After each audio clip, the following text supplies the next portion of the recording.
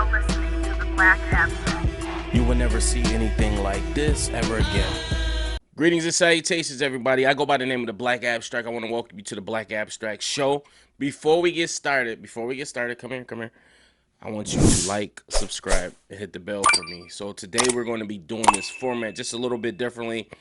The first thing I want to get into is this Nicki Minaj thing, because, whoo, man, they kicking her back in. One thing that can help you lose a fan base is some political-ish, man. That's why, listen, you already know, man, how I feel about Trump. I told you I'm very transparent with my supporters, and y'all rock with me. Even though y'all don't agree with me or believe in my political whatever, y'all still rock with me because they like, you know what?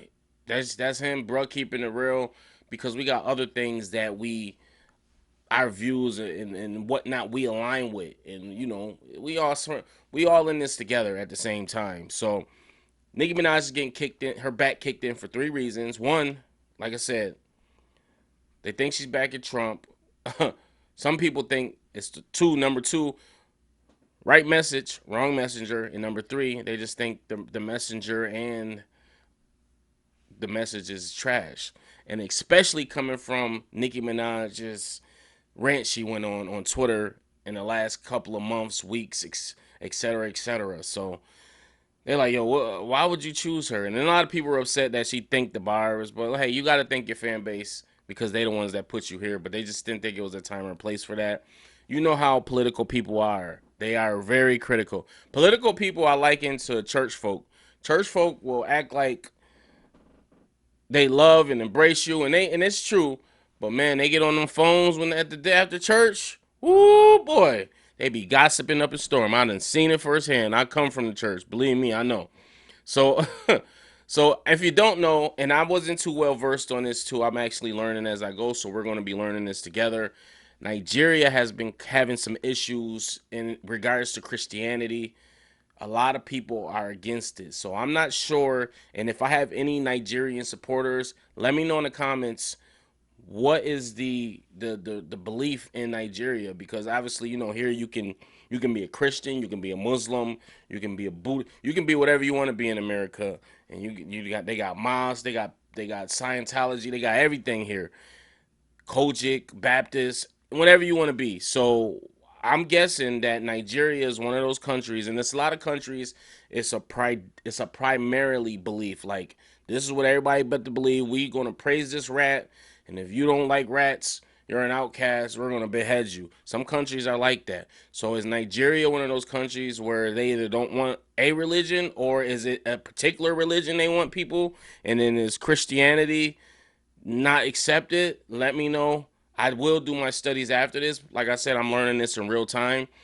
But this says award-winning. This is the title. First of all, it says Nicki Minaj supports contested Trump claim Christians being persecuted in Nigeria. So Nicki Minaj supports contested Trump claim Christians being prosecuted in Nigeria. Whew. And you see her standing up at the podium and whatnot. And listen, let me just get into it. All right, so it says award-winning rapper Nicki Minaj has publicly backed President Donald Trump. Allegations that Christians face persecution in Nigeria. It says in Nigeria, Christians are being targeted. On Tuesday, they said that churches have been burned, families have been torn apart simply because of how you pray. So this is a big thing over there. Like, they ain't jacking the Christian. They're not jacking that religion at all. It says analysts say that the jihadists and other armed groups have waged campaigns of violence that affect all communities in a West African nation, regardless of background or belief. This week alone, 2 people were killed in an attack on a church in Cairo. I don't know if I pronounced that correctly. Bear with me. While a group of 25 girls, who the BBC has been told are Muslim, were abducted from a school. So it's like, it seemed like it's the Wild Wild West. They just targeting people because these girls are Muslim, or like I said earlier, is it just a religion thing in general? Maybe they just don't want that shit in Nigeria. Like, yo, we not jacking none of that. But they said 2 of the girls later escaped. And a teacher and a security guard, both Muslim, were killed in an attack on a secondary school in northwestern Kebbi State. Earlier this month, Trump said he would send troops into Nigeria, guns ablazing, if the government continues to allow the killing of Christians. Sheesh. Listen, man. I'm sorry, my RGB light went out. I'm trying to think if I got a backup one. I do somewhere around here, but we good. We gonna rock out. It actually is, the ambiance is actually nice like this. I like this. So it's a real problem going over there. And let me tell you, everybody's like, oh, Trump's only doing this for the minerals or whatever. Let me let you into something. Come here. There's no politician in the history of politicians that has done anything from the goodness of their heart. Maybe JFK, God bless the dead, but there's no politician that has done anything just from the greatness of their heart. It's a dog eat dog world. It's a one hand washes the other world. Everybody needs something for something. Somebody could be running on fire over in whatever country. And, hey, America, we need you to put this guy running out on fire. Okay, well, what can you give us? Can we put them out on? We'll put the fire out, but we want some of that. We want some of that. The minerals you got over there. Can you do that? All right, yeah, just do it. Cool. And they'll wait till you are. And this is another tactic. They'll wait till you absolutely need it. You can come to them and want it and ask politely and need it. They'll be like, nope. But they'll wait till you absolutely are on your knees, damn near begging, and it's like, okay, all right, we got you. That's what's happening right now. This probably they probably been asked for help. Now it's kind of like, oh yeah, now they need us more than ever. Or maybe Trump made a proposition to them, and they was like, nope. And now the wheels or the tables have turned, and now it's like, I can almost guarantee you, we don't be knowing about them backdoor deals they be having, man. It's real tricky out here. But like I said, for one, let me state this for the record. I am not a political pundit. I am not an expert. I am just a black man in America figuring it out, reading the headlines like the next person. So do not look at me as an expert or like I'm a dumbass. I'm just figuring it out. So don't take everything I first say for face value. I don't need Roland Martin clout chasing off of me. I already see the headlines. Roland Martin goes in on the rapper from Buffalo. Yo, he been clout chasing as hell lately, man. He's sassy. So anyway, it says this is about standing up to the face of injustice. It's about what I've always stood for. She had it. She also grew up in Trinidadian, and she spoke about the Christian faith. She thanked Trump for prioritizing this issue and for his leadership. It says the Nigerian government has pushed back on these claims, describing them as gross misrepresentation of reality. An official said that the terrorist attacked all who reject their murderous ideology, Muslim, Christians, and those of no faith alike. So yeah, they don't want no religion. Other groups monitoring political violence in Nigeria say most victims of the jihadist groups are Muslims. Wow. That's crazy. So they saying it's not even a Christian thing. It's just, like I said, it's a religion thing. The country's 222 million people are roughly evenly, dang, that's a lot of people, evenly split between followers of the two religions, with Muslims in the majority in the north, where most attacks take place. On Wednesday, Nigeria police in the southwestern Cairo state confirmed a deadly attack on a church in a town where gunmen opened fire on worshippers the previous day, killing 2 people and abducting several others. Local media say armed men, identified by residents as bandits, stormed the Christ Church during an evening program on Tuesday evening, shooting the pastor and rounding up the faithful at gunpoint. Images and short video clips believed to be from the church CCTV cameras have circulated widely online, showing terrified people scrambling for safety, including an elderly woman seen desperately trying to escape the gunman. This is sad, man. What is wrong with people, dude?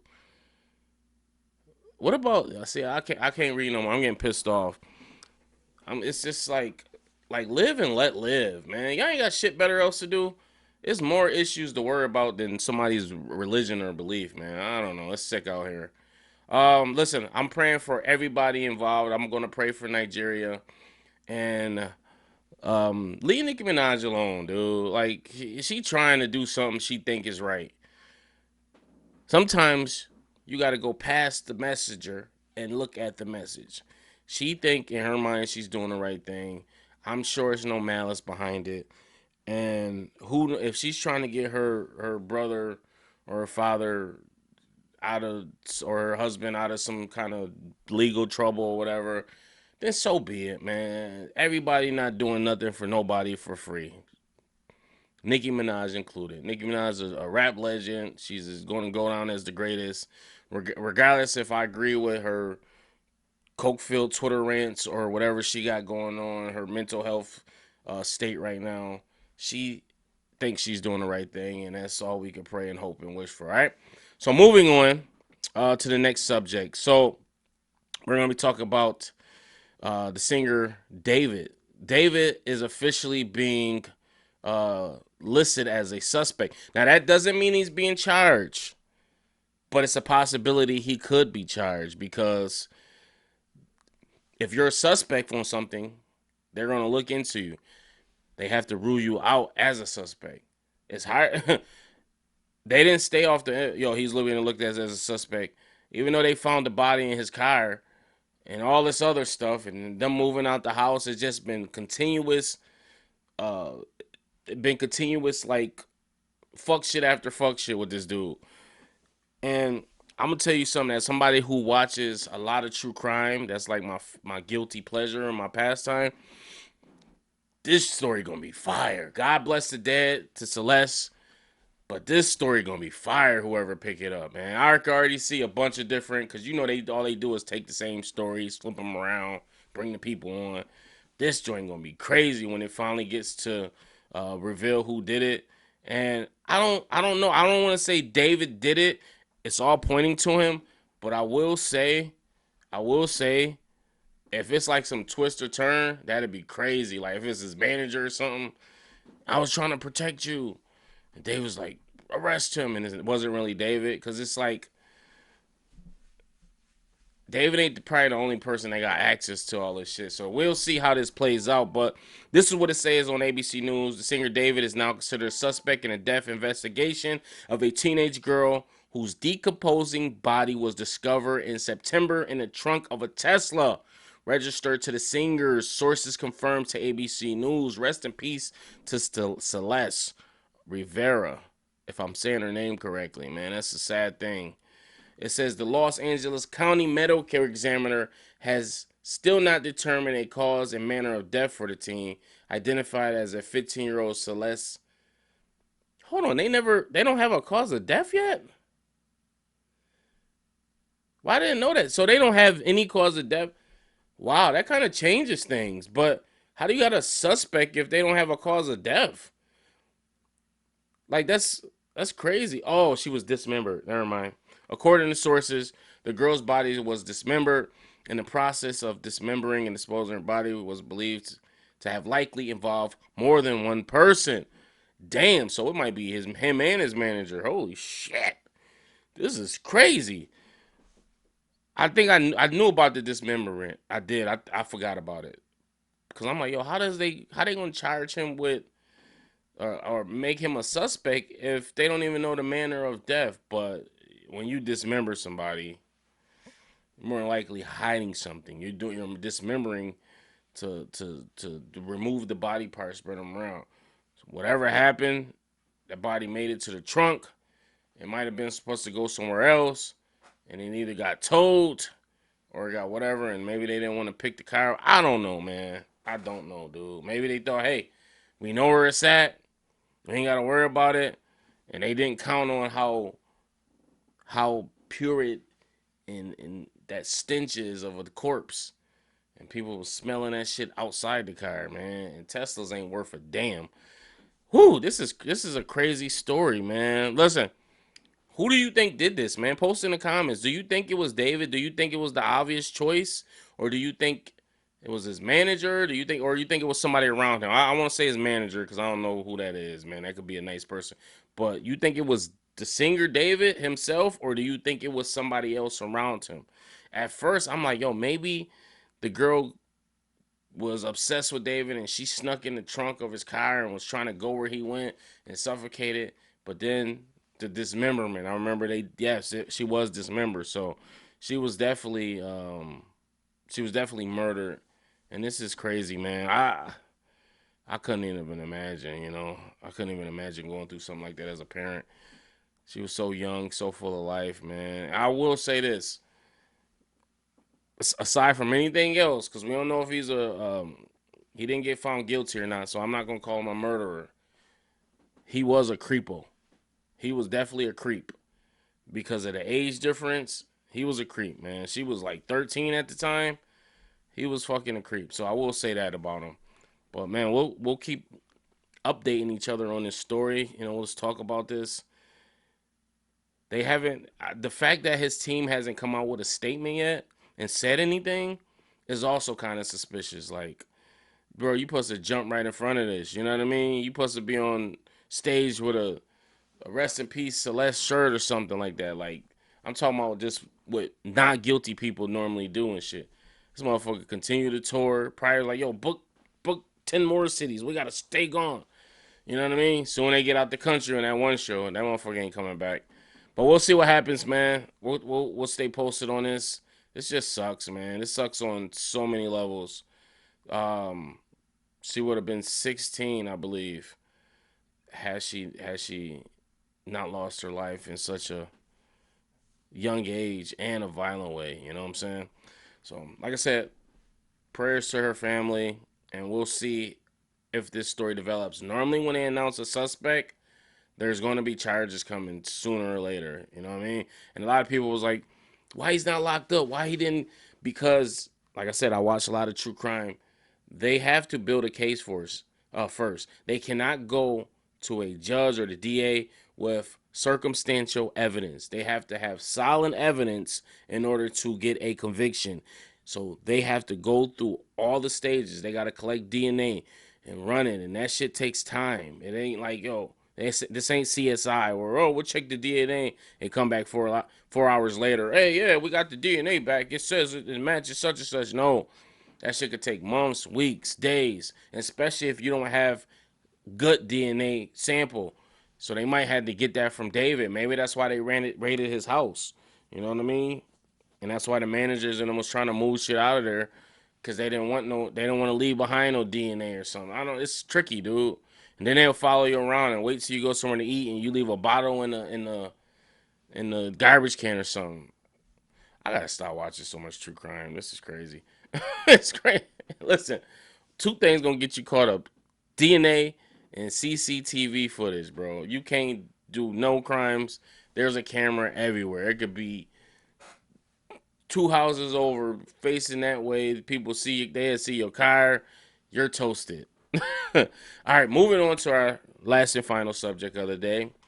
Usher is suing Bryan Michael Cox. Now, I know you thinking, if you are an R&B buff like I am, then you understand this is the equivalent of Usher suing Jermaine Dupri. Because Bryan Michael Cox and Jermaine Dupri are literally partners. They're like hand in hand. They're like Batman and Robin. All those hits you heard in the later part of JD's, talking about from the Mariah Careys to the Jagged Edge, that was Bryan Michael Cox too. Bryan Michael Cox, first of all, that's a weird long ass name, but there's always an entity that's a big name. So, like, for instance, Dr. Dre had Scott Storch, he had Mailman, he had all these great producers, but he's the big name. So it's more of a brand. He's the brand. So yes, Dr. Dre might not did the minimum on the song, but it's going to be produced by him because he's the brand. Dr. Dre is the brand name. Jermaine Dupri is the name. You know what I mean? But it got to a point where a lot of people, aside from just R&B enthusiasts and label heads or industry people, knew who actually Bryan Michael Cox is. And to his credit, Bryan Michael Cox, and I'm listening to this right now, my review will be up shortly, of the Summer Walker new album, he is on there. And I'm wondering, like, yo, why these records sound so fucking full and good?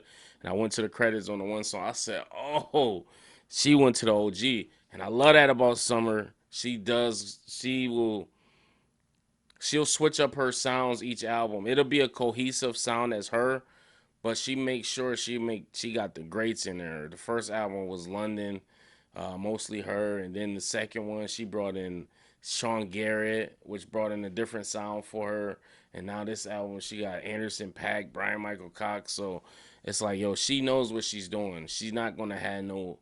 She's gonna have the R&B greats on there, like the motherfuckers that know what they doing, and I think that's dope. So, and then Bryan Michael Cox was also did the um Money Long song, and then nobody, and the one that went viral. So if you don't know who he is, but he's also done a bunch of shit for Usher, bunch of shit for Mariah Carey. Him and Usher have a friendship. They have developed a friendship from working, and Usher, Brian, and a couple other people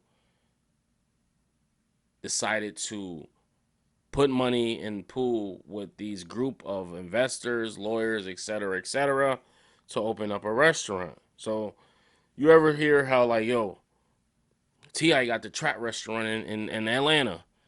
Well, guess what? That's not T.I. is the brand. This is just like I was talking about the producer. He's the biggest name because he's a famous person. But I'm guaranteed it's probably 5 to 10 people that own that restaurant as well, or have their hand in the pot.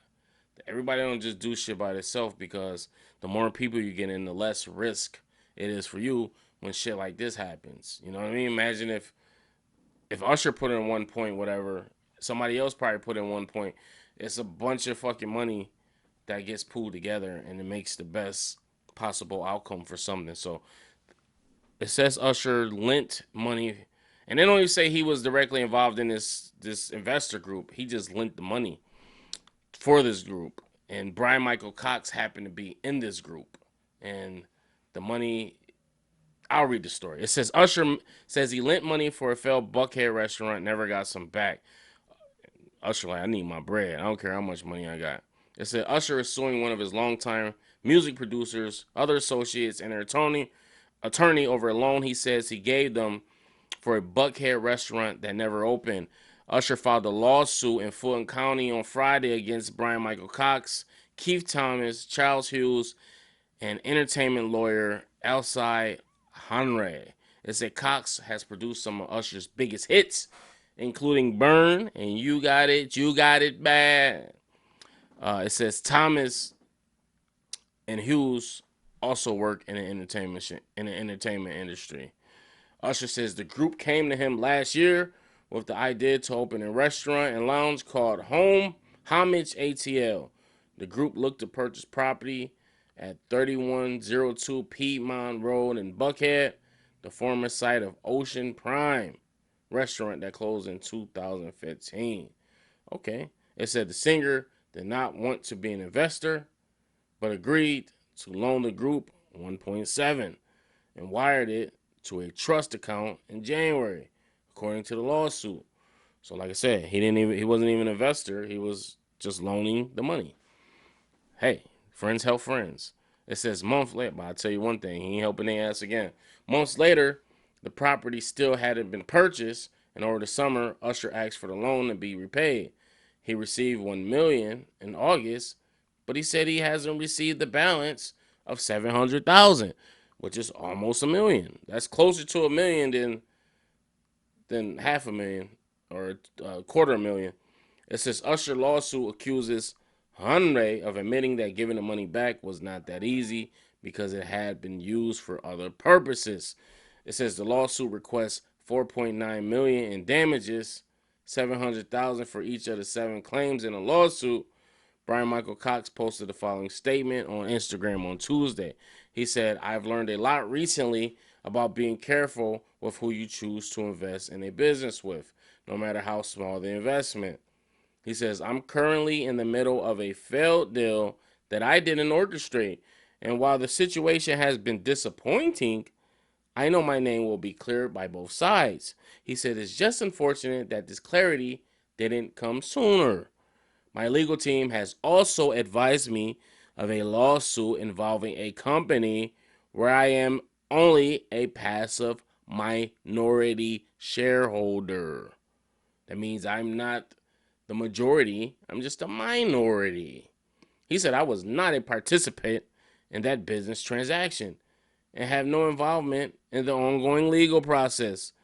While I'm unable to share more details right now, I want to make one thing absolutely clear. My 27-year friendship with Usher remains fully intact. I appreciate everyone who has reached out with concern. Thank you for the love, the patience, and the understanding. So he's saying they ain't beefing pretty much. Like, yo, me and Usher good, this business. And a lot of people got to understand, business and personal, they not the same. Business is business. You know what I'm saying? Like, the two don't, when you got true friendship, the two don't even, people understand, like, yo, it's not personal, bro. I'm just trying to get my bread back. If y'all don't have it, I can get it through the courts, and, you know, we could try to figure out some other way. You know what I mean? Like putting a lien on your motherfucking house, bitch ass nigga. So no, it seemed like Michael Cox was more concerned, like, yo, I'm still friends with Usher. Like, don't let this trick y'all, because his his value in the music industry is contingent on who he's worked for or did business with. So if that comes out that, oh man, he fucked over Usher, the guy who gave him the biggest opportunity of his life, we're not gonna fuck with this guy, even though it's nothing. We're not investing in it. I don't want to fuck for him. So for the simple fact, he fucked over Usher. So he's trying to make it. He got to save face. He had to release that statement to make it seem like, yo, we good, etc., etc. So that's what it is. Anyway, that's enough for today. Like I said, I'm gonna clip all these up and we'll shoot them out. Post comments. Let me know what you guys think about these subjects. If you like this format, and we'll do it like that. Peace.